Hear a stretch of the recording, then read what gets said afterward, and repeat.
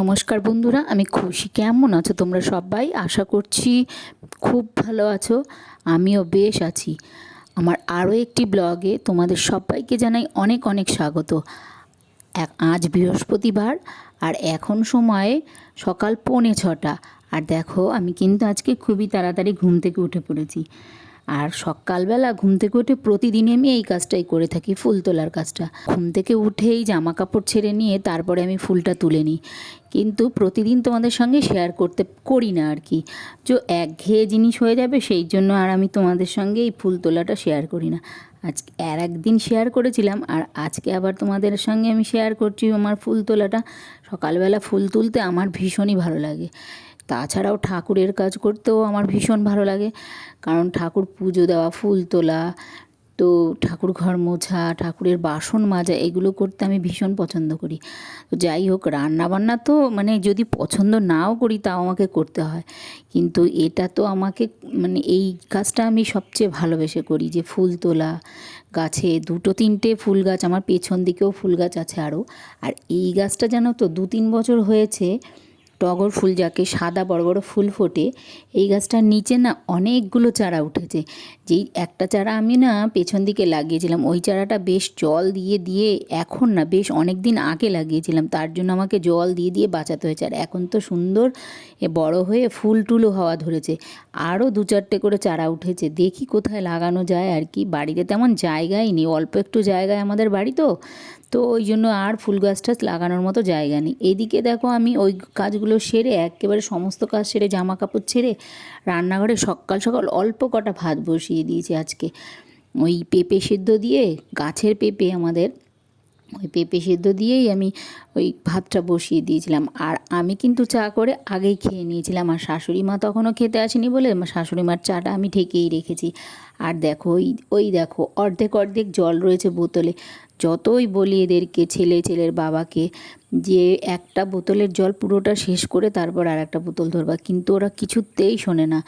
ওই অর্ধেক অর্ধেক জল খেয়ে আর বোতলগুলো ওইভাবে রেখে দেয়, তারপরে ওই আমাকে ভরতে হয় সব পুরো বোতলগুলো। তার কি করা যাবে, ওই দেখো আমি ওই অর্ধেক অর্ধেক বোতলগুলোতে আরও পুরো জলটা ভরে ভরে রাখছি। যে কটা বোতল প্রতিদিন খালি হয়, সে কটা বোতলই আমি ওই অ্যাকোয়াগার্ডের ধরে তারপরে জল রাখি। আমার অ্যাকোয়াগার্ডটা তো আবার জলের অ্যাকোয়াগার্ডটা তো কিন্তু আবার রান্নাঘরে বসানো না, খুব অসুবিধা হয়। এই ফ্রিজ, ওয়াশিং মেশিনের পাশেই রাখা, তো ওইগুলো ভরে রাখি। আমি এখন আর ফ্রিজে জল রাখি না, কারণ ফ্রিজের জল খেলেই যেমন আমার দাঁতের যন্ত্রণা করে, তেমনি ছেলে তো তাও লুকিয়ে লুকিয়ে রাখে, ছেলের ঠান্ডা লাগে তবুও লুকিয়ে লুকিয়ে রাখবে। দেখো, তারপরে এই কাজগুলো সেরে আর ওদিকে ভাতটা বসিয়ে আমি ভাতটা কমিয়ে দিয়ে দেখো চলে গেলাম ঠাকুরের বাসন কোসন মাজতে। ঠাকুরের বাসন কোসন তো আমার সবই প্রায় পেতলেরই, বা কাঁসার না, পেতলেরই বাসন। ওইগুলো কিন্তু তেঁতুল দিয়ে না মাজলে একদম পরিষ্কার হয় না, কালো কালো হয়ে থাকে। তাই প্রত্যেক দিন আমি আলাদা করে বাজার থেকে তেঁতুল কিনে নিয়ে আসি, এনে রেখে দিই ঘরে। এই তেঁতুলের বীজগুলো ফেলে, তোমরা হয়তো আমার আগের ব্লগে, আমাদের অনেক আগের ব্লগেই দেখেছো যে আমি তেঁতুল রোদে দিয়ে রেখেছিলাম। ওইগুলোই ঠাকুরের বাসন মাজি, সারা বছর খাওয়ার তেঁতুল এইগুলোই। তো ওই আমি যেগুলো আর কি বাসন মাজি, ওগুলোর আর বীজটা ছাড়াই না, তো ওইগুলোই নিয়ে আসি প্রত্যেক দিন। আর ওই তেঁতুল গুলিয়ে সমস্ত বাসনে লাগিয়ে একটু রেখে দিয়ে তারপরে কাদামাটি দিয়ে বাসনগুলো সুন্দর করে মেজে নিই, চকচক করে একদম। পেতলের বাসন তো সব কটা বাসনই চকচক করে। আর এর মাঝেই তো আমার ওই ঠাকুরের গ্লাস থেকে জল পড়ছিল, সেটা তো আমি বুঝতে পারিনি। যাই হোক, তো গ্লাসও আমি চেঞ্জ করে ফেলেছি, নতুন গ্লাস তো এনে তোমাদেরকে দেখিয়ে দিয়েছিলাম। তো ওই গ্লাসগুলো দিয়ে আমি এখন পুজো দিই। ঠাকুরের বাটা যদিও চেঞ্জ করিনি, তো ওই গ্লাসগুলো শুধু চেঞ্জ করে দিয়েছি। আর দেখো, এই ঘটিটা না আমাকে একজন আমার বোনের বর এনে দিয়েছিল, সেই বৃন্দাবন গিয়েছিল, ওখান থেকে এনে দিয়েছিল এই ঘটিটা আর কি। তো আমার ঘরে আরও 2-3টে ঘটি আছে আর কি। ছোট একটা আছে, এর থেকে একটু ছোট, তার থেকে আর একটু ছোট আছে, আর এর থেকে বড় একটা আছে। অনেকেই আমাকে গিফট দেয়, আবার বেশিরভাগই আমি কিনি। ওই ঠাকুরের বাসন কোসন আমার কিনতে ভীষণ ভালো লাগে, তো আমি ঠাকুরের অনেক কিছু কিনে ফেলেছি এর মধ্যেই আর কি। যাই হোক, আর 2টো বারকোশও আমার কিনতে হবে। তো দেখো আবার চলে এলাম রান্নাঘরে, যে পেঁপে সেদ্ধ ভাত ছেলে খাবে, আরও ঠাকমা খাবে, বেড়ে নিলাম, বেড়ে ওদেরকে দিয়ে দিলাম। আর এইদিকে দেখো দেখতেই পেয়েছিলাম আমি কত জামা কাপড় শুকিয়ে মানে এই সিঁড়িতেই এনে ফেলে রেখেছি ওপর থেকে। আজকে আর ওই ওপরের ঘরে ফেলে রাখিনি, একবারে সিঁড়িতে রেখেছিলাম। কারণ ওই সিঁড়িটা আমি তার আগের দিন সিঁড়িটা প্রায়ই মুছি, তো এই আগের দিন আমি সিঁড়িটা মুছেছিলাম খুব ভালো করে, যার জন্য ওই সিঁড়িতেই এনে ফেলে রেখেছি। আর ওইগুলো তো ভাঁজ করার আমি একটুও সময় পাচ্ছি না, ওই রান্না করতে করতে যতটুকু সময় পাই, আজকে ওই সকালবেলা পেঁপে সিদ্ধ ভাত করেছিলাম, ওইটা করে অনেকটা পরে বেলাতে আমি রান্না বসিয়েছি অন্য রান্নাগুলো। তাই জন্য মাঝখানে একটু ফাঁকা পেয়েছিলাম, ওই ফাঁকাতেই আমি বলছি না আজকে আমার এই জামা কাপড়গুলো ভাঁজ করতেই হবে। তো ওই জন্য দেখো আমি জামা কাপড়গুলো ভাঁজ করতে বসে গেলাম। ছেলে আলাদা করে রাখলাম এক জায়গায়, ছেলের বাবারগুলো আলাদা করে ভাঁজ করে রাখলাম এক জায়গায়, আর আমারগুলো তো আলাদা করতে হবে, নাইটি আলাদা, শাড়ি আলাদা। আর এই দেখো একটা দেখবে নীল শাড়ি, নীলে আর সাদায় শাড়ি আছে, এই শাড়িটা আমার প্রায় 13-14 বছর আগেকারের শাড়ি। দেখো কিচ্ছু হয়নি, এখনও কিচ্ছু হয়নি, মিনু শাড়ি যাকে বলে মলমল ওই রকম আর কি।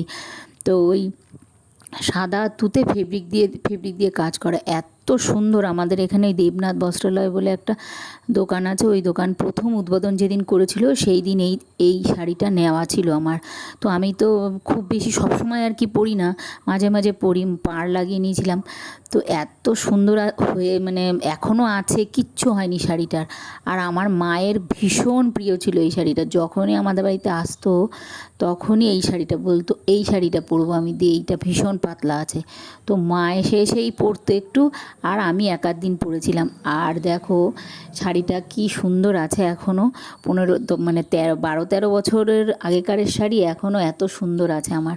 তো এইটা আমি ভীষণ যত্ন করে রাখি, আমার ভীষণ পছন্দের এই শাড়িটা। বেশ ছোট আছে, মানে আড়ের দিকটাই ছোট, যার জন্য আমি তো বেটে মানুষ, পরতেও আমার সুবিধা হয়। তো ওই রথের দিন আমি এই শাড়িটা পরেছিলাম, তাই আবার ধুয়ে টুয়ে রেখে দিলাম, পাড় টাড়গুলো সব বসিয়ে নিয়েছি, তাই শাড়িটার একটু রঙও পর্যন্ত নষ্ট হয়নি, এত সুন্দর রয়েছে, একটু ফেব্রিকও ওঠেনি, একটু রঙও নষ্ট হয়নি। তো এই এখনকারের শাড়ি হলে কবে এই রং টং উঠে ভূত হয়ে যেত। তো এই দেখো আমি সুন্দর করে শাড়িগুলো ভাঁজ করে নিলাম। আগে একটা শাড়ি ভাঁজ করেছিলাম, ওইটা তো আমি পেয়েছিলাম আমার শ্বশুর মারা গিয়েছিল তখনই শ্রাদ্ধের কাজে, কেউ একজন গিফট করেছিল আমাকে, যাই হোক। আর এই শাড়িটা তো আমি কিনেছিলামই, তো আমার মার ভীষণ পছন্দের শাড়ি ছিল। যাই হোক, মা তো এখন আর নেই, এখন ওই আমি পরি একটু আধটু। তো ওই দেখো ওই শাড়িগুলো তো ভাঁজ করে নিলাম, তারপরে এই দেখো বেড কাভারগুলো ভাঁজ করতে বসেছি। একটা না 4টে বেড কাভার মোট ভাঁজ করেছি। তার মধ্যে একটা বেড কাভার নিয়ে আমি ওপরের বিছানা টিছানাগুলো সব রোদে দিয়েছিলাম। মানে কড়া রোদ ছিল 2-3 দিন, ওই কড়া রোদের মধ্যে সব মানে নিচে পাতার যা ছিল তোষক সব রোদে দিয়েছিলাম, এমনকি ছেলের তোষকও রোদে দিয়েছিলাম। এই বর্ষা আসলে না, বর্ষার দিনে না এলে কাঁথা কাপড়, গায়ে দেওয়ার বেড কাভার, এগুলো একটু রোদে না যদি না দেওয়া হয় না, তাহলে তো গন্ধ হয়। আবার মাঝে মাঝে দেখা যায় কখনো কখনো পিঁপড়ে বাসা করে তলায়। তো ওই জন্য ওপরের ঘরটাতে তো থাকাই হয় না, ওপরের ঘরের, ওই জন্য আমি তাড়াতাড়ি করে সব কিছু রোদে দিয়েছিলাম। তোষক দিয়েছিলাম, আর ওপরের ঘরে অনেকগুলো কম্বল পাতা, তোষকের ওপরে অনেকগুলো কম্বল পাতা, মানে কম্বল বক্স খাট ভরে গেছে, তাও রাখার জায়গা নেই। এই দেখো সমস্ত কিছু আমি ভাঁজ করে মানে রেখে দিলাম সাইডে। আর আমার সবসময় পরারগুলো সব গামলায় ভর করে রেখেছি। আর দেখো এইদিকে ডাল সিদ্ধও বসিয়ে দিয়েছি, ডাল সিদ্ধ বলতে এখনও তো সিদ্ধ হয়নি, জাস্ট বসিয়েছি আর কি, নুন দিয়ে আর ইয়ে দিয়ে। আর আজকে ওয়েদার কিন্তু অন্যরকম, আজকে কিন্তু এই দেখো মেঘলা মেঘলা মেঘলা মেঘলা। আর এইদিকে ঘরে তো সবজি কিছুই ছিল না, কদিন বাজার হয়নি, মাঝখানে একদিন বাজার ছেলের বাবা করে এনেছিল অল্প, সেটা দিয়েই চালাচ্ছিলাম। তো ওই জন্য সব রকম, 2টো পটল, 2টো ঝিঙে এইসব ছিল, আর কি ছিল যেন উচ্ছে, এইগুলো ছিল, এইগুলোই সব এক জায়গা করে আমি ভাজা করে নিয়েছিলাম। ভেতরে 2টো আলু দিয়ে নিয়েছিলাম, 2টো দিয়ে তারপরে ভাজা মতো করে নিয়েছিলাম, কাঁচা লঙ্কা আর কালো জিরে ফোড়ন দিয়ে। আর এইদিকে দেখো আমি কি করেছি বলো তো, এটা কিন্তু মানে পোলাও না, এটা আমি ওই ভাত ছিল শুকনো ঝরঝরে ভাত আগের দিনের, ওই ভাতটাই আমি নুন হলুদ একটু কাঁচা লঙ্কা দিয়ে তারপরে ভাতটা ভালো করে ভেজেছিলাম, ভেজে একটু ঘি দিয়েছিলাম, ঘি যেই গরম হয়েছে না, ঘিয়ের মধ্যে ভাতটাকে দিয়ে দিয়েছিলাম, আর একটু নুন হলুদ আর কাঁচা লঙ্কা দিয়েছিলাম, দিয়ে নিয়ে আমি একটু নাড়িয়েছি, মানে যাকে বলে ভাত ভাজা। নাড়িয়েছি। অনেকে অনেক রকম করে তো ভাত ভাজা করে, তো আমি এইভাবেই করেছি আর কি। তো আমি খাবো বলে আমি এইভাবে করেছি, অত জুত করে করিনি। এর মধ্যে অনেকেই ডিমটা ঝুড়ো মতো করে ডিমটাও দেয়, তাহলে ভালো লাগে খেতে। তো আমি এরকম করে সকালের মানে ভাতটা আমি খেয়ে নিলাম, সকালের ব্রেকফাস্টও আমার হয়ে গেল। আর এদিকে মোটামুটি একটা ডাল সিদ্ধটা হয়ে গেছে, আমি ইন্ডাকশানটা বন্ধ করে দিয়েছি। বাইরেটা মেঘলা, তাই মানে আলো জেলে মানে ফাইনালি দুপুরের কাজকর্মগুলো সব আমাকে সারতে হচ্ছে। কাজকর্ম বলতে রান্নাঘরের কাজকর্ম আর কি।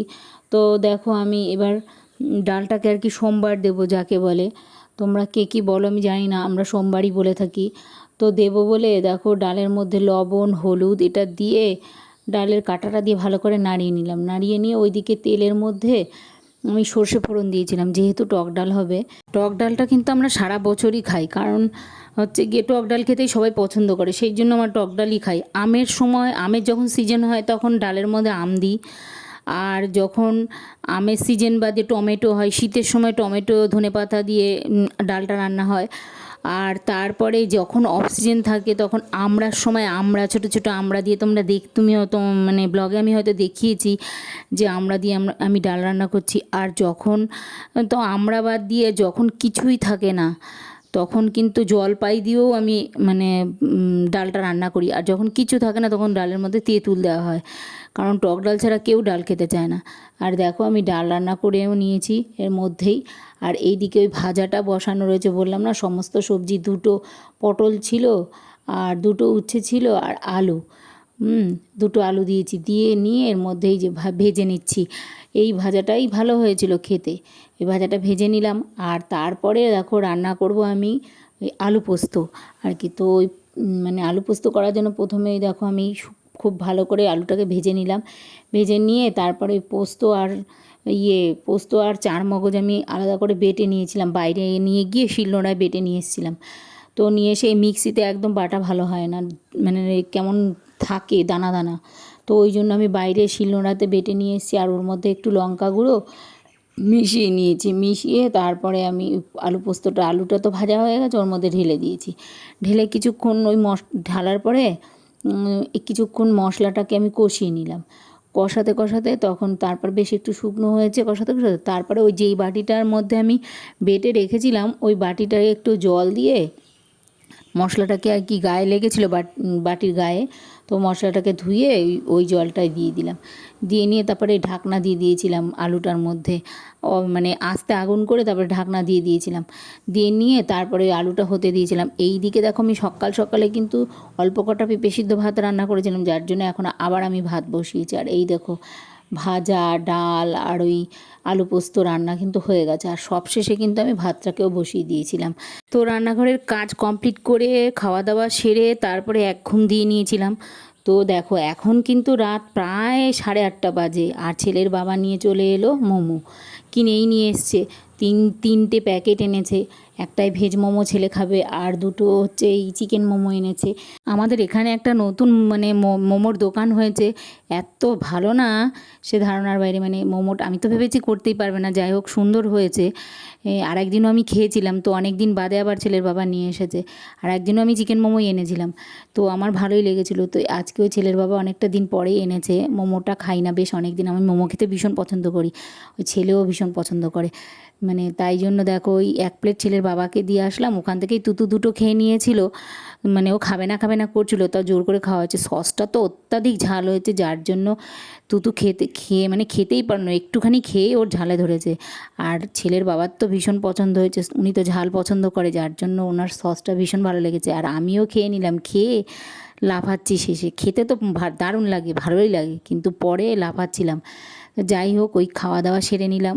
তো রাতে কিন্তু আর আমরা কেউ কিছুই খাইনি, ওই মোমো খেয়েই সবাই ঘুমিয়ে পড়েছিলাম। শুধু ওর ঠাকুমাকে আমি 8:30 বাজে তখন আমি খেতে দিয়ে চলে এসেছিলাম। খাবারটা তো দিয়েই আসতে হয় ওনাকে, উনি আর রাতে আসে না। তুতু কিন্তু ঘরে টমেটো সস দিয়ে তারপরে যে মোমোটা খেয়েছিল, আর স্যুপটা খেয়েছিল। স্যুপটাই তো বেশি একটা ঝাল হয়নি, ওটা খেয়েছিল, ওটা ওর ভালোই লাগে, বলছে আমাকে স্যুপ দাও আমাকে স্যুপ দাও। যাই হোক স্যুপটাও খেয়েছিল, আর আমার স্যুপটা আমিই খেয়েছিলাম। আর জানো তো বাড়িতে একদিন বানিয়েছিলাম, ওটা স্টাফিংটা ভেতরের ভালো হয়েছিল কিন্তু খেতে, আর উপরেরটা একদম শক্ত হয়ে গেছিলো, কেমন যেন হয়েছে। আমি পারি না মোমোটা বানাতে। স্যুপটা মানে বানিয়েছিলাম ভালোই, তো এই জন্য আর বানাই না, বাজার থেকে কিনেই খাই। ব্লগটা তাহলে এখানেই শেষ করছি, আর বাড়ালাম না। আচ্ছা, ব্লগটা তোমাদের কেমন লাগলো তোমরা কমেন্টে জানাতে ভুলো না কিন্তু। তো সবাই সুস্থ থেকো, ভালো থেকো, আর অলওয়েজ হ্যাপি থেকো। গুড নাইট বন্ধুরা।